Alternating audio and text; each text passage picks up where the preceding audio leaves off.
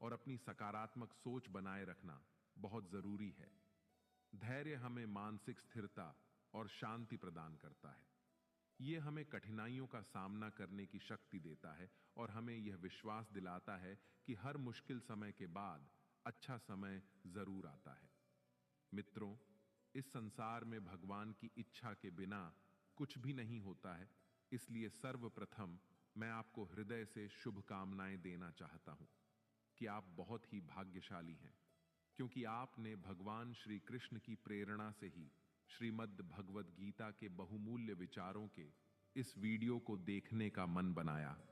मुझे पूरा विश्वास है कि इस वीडियो को पूरा अंत तक देखने और शांत मन से इसकी बातों को सुनने और समझने के बाद आपके विचारों और जीवन में बहुत ही सकारात्मक बदलाव आने वाले हैं। जो कोई भी श्रीमद् भगवद गीता की शरण में आकर भगवान श्री कृष्ण द्वारा बताई गई बातों को अपने जीवन में अपनाता है, वह अपने सभी दुखों और कष्टों से मुक्त होकर अपने जीवन में सफलता और आनंद को प्राप्त करता है।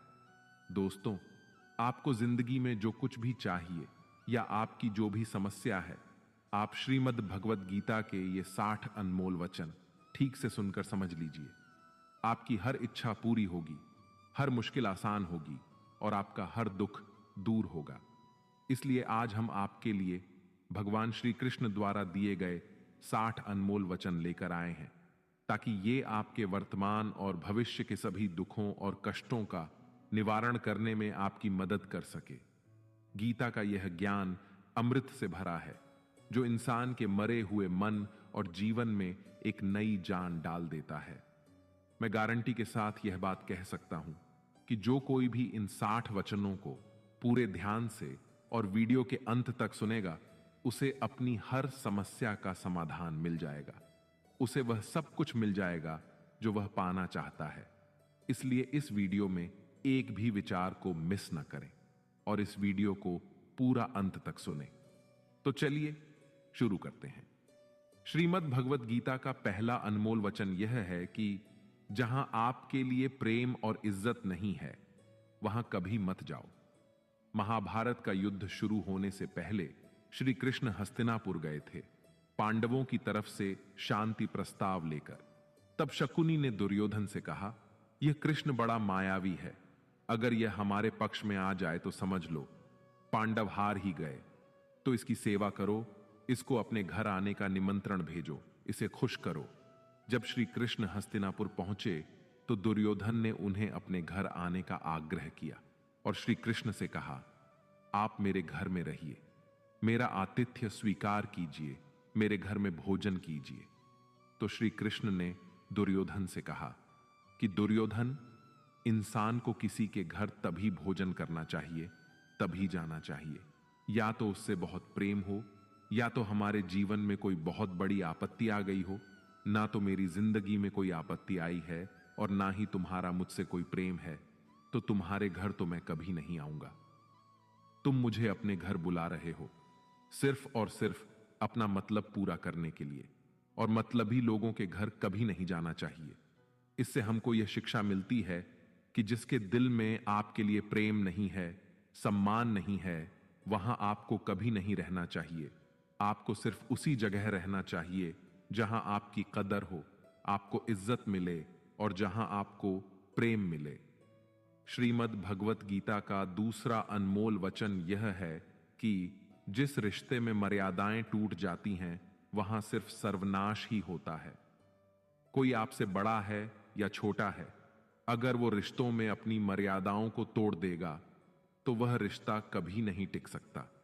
रिश्ता सिर्फ तभी चलता है जब दो लोग एक दूसरे का सम्मान करते हैं, कदर करते हैं और कभी अपनी लिमिट क्रॉस नहीं करते हैं। जिस रिश्ते में कोई लिमिट नहीं है, एक दूसरे की इज्जत नहीं है, वह रिश्ता आज नहीं तो कल खत्म ही हो जाता है। श्रीमद् भगवद गीता का तीसरा अनमोल वचन यह है कि इंसान के दुख का सबसे बड़ा कारण है उसका मोह। मोह से अज्ञान आता है और जीवन में समस्याएं शुरू होने लगती हैं। महाभारत में धृतराष्ट्र को दुर्योधन से इतना मोह था कि वो अपने पुत्र को गलत काम करने से भी रोक नहीं सके। धृतराष्ट्र को पुत्र मोह की वजह से धर्म अधर्म का ज्ञान ही नहीं रहा और अंत में सब कुछ बर्बाद हो गया।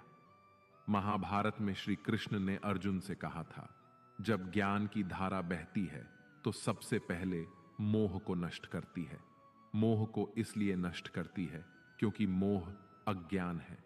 यूनान का सम्राट सिकंदर पूरी दुनिया को जीत लेना चाहता था। एक दिन एक नागा साधु ने सिकंदर से कहा, तू यह पूरी दुनिया जीत लेगा, उसके बाद क्या करेगा, क्योंकि इसके अलावा दूसरी कोई दुनिया है ही नहीं। इतना कहकर संत जोर जोर से हंसने लगा। संत की बातें सुनकर सिकंदर को निराशा होने लगी। सिकंदर ने संत से पूछा कि आप हंस क्यों रहे हैं।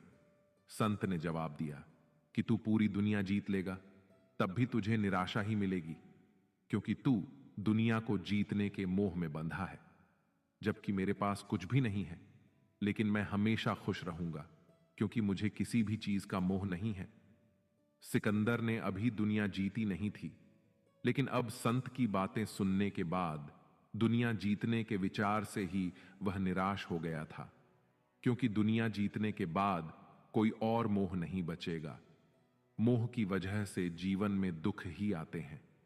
मोह घर परिवार से हो सकता है, सफलता का मोह हो सकता है, सुख सुविधा और मान सम्मान का मोह हो सकता है। जहां मोह रहेगा वहां दुख तो आएगा ही।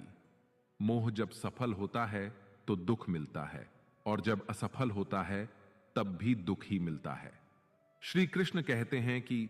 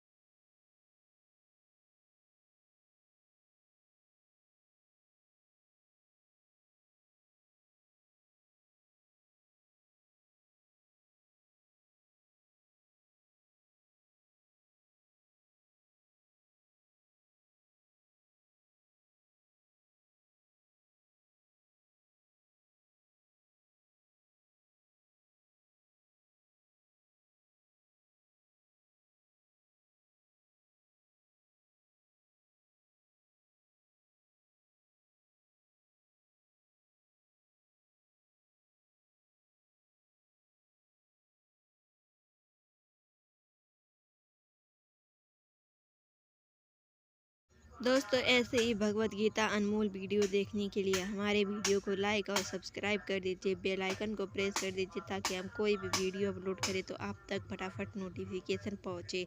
दोस्तों हमारे चैनल में बने रहिए, सबसे ज़्यादा से ज़्यादा हमारे चैनल को शेयर कीजिए, लाइक कीजिए दोस्तों।